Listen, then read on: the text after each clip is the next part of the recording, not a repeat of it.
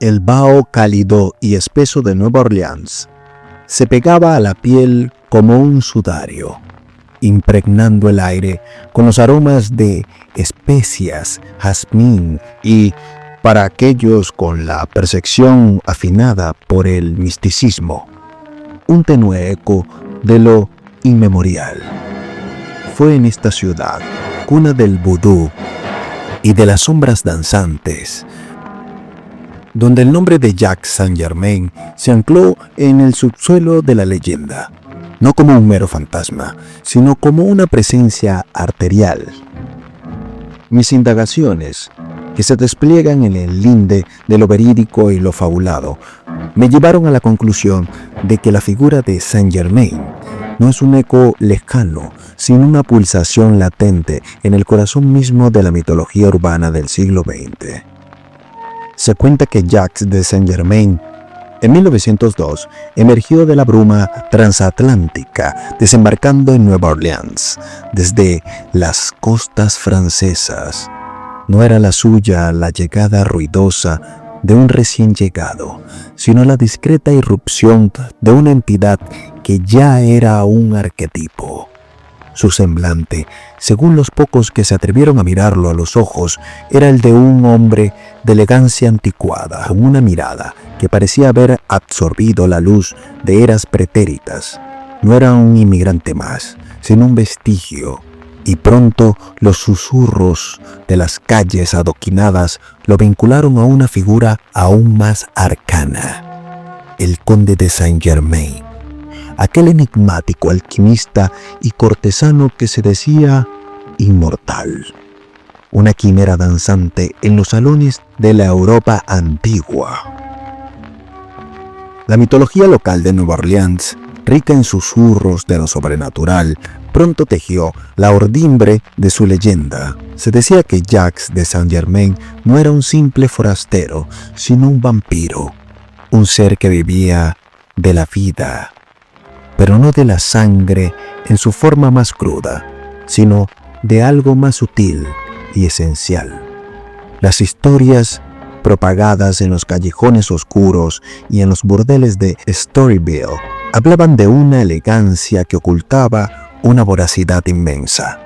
No buscaba el frenesí de la yugular, sino la lenta y metódica expropiación de la energía vital, de la fuerza misma que anima el cuerpo y el espíritu. Testimonios velados mencionaban episodios de una debilidad inexplicable en quienes habían cruzado su camino, una languidez que no era enfermedad, sino una privación de la esencia.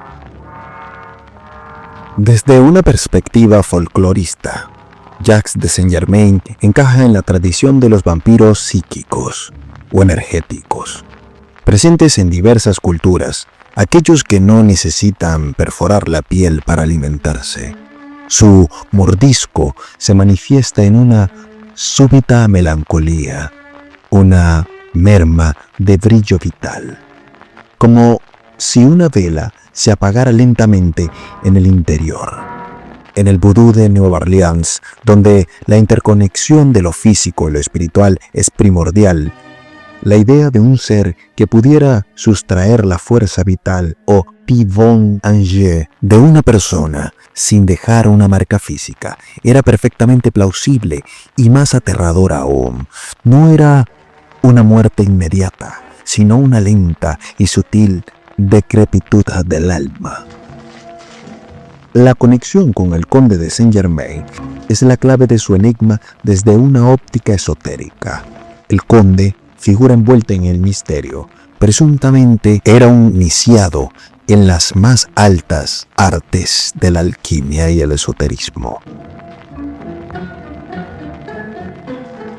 Buscaba la inmortalidad, no la inmortalidad vulgar de la carne, sino la transmutación del ser en un estado de perpetua juventud y sabiduría. ¿Era Jacques de Saint-Germain una manifestación de este logro? ¿O quizás un efecto secundario, una sombra proyectada por un experimento fallido?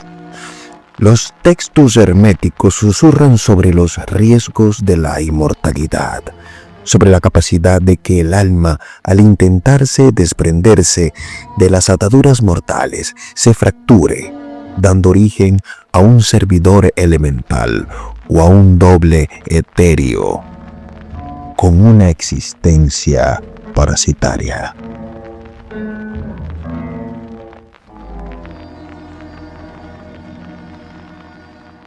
Las leyendas de Nueva Orleans, en su entrelazado con la mitología del Caribe y África, sugieren que ciertas entidades pueden engancharse a linajes o espíritus poderosos, extrayendo su energía. Si el conde de Saint-Germain había alcanzado una forma inmortal, ¿era Jacques un vampiro que se alimentaba directamente de esas fuentes primigenias, de la propia esencia inmortal del conde? ¿O era, por el contrario, el conde mismo, adaptando su milenaria existencia a los ritmos y a las sombras de un nuevo siglo, disfrazado bajo un nombre diferente pero familiar, para continuar su obra secreta? La idea de un ser que pudiera cambiar de nombre y de identidad a través de los siglos encajaba a la perfección con la inmortalidad que se le atribuía al conde de Saint-Germain. Es así que la desaparición de Jacques de Saint-Germain de Nueva Orleans fue tan abrupta y enigmática como su llegada. Se cuenta que una noche, tras un incidente que dejó a una joven de la alta sociedad sumida en una profunda e inexplicable languidez, Jacques simplemente se desvaneció, sin dejar rastro alguno. Solo el eco de su nombre resonaba en las calles y la leyenda del vampiro de Nueva Orleans se consolidó, un relato de la fragilidad de la vida frente a una entidad que se alimentaba no solo de sangre, sino del mismo aliento vital de los seres mortales. En la húmeda penumbra de la ciudad, donde el jazz se funde con los lamentos del bayou, la sombra de Jacques de Saint-Germain persiste en los rincones con el vudú y la magia esotérica que caracteriza al sur de los Estados Unidos. Es un recordatorio de que algunos vampiros o seres de la noche no buscan el terror explícito, sino la lenta y sutil exquisitez de lo que nos hace humanos. Un eco del conde, sí, pero también de una entidad propia, tejida en la urdimbre de una sociedad que siempre ha alabado a lo sobrenatural.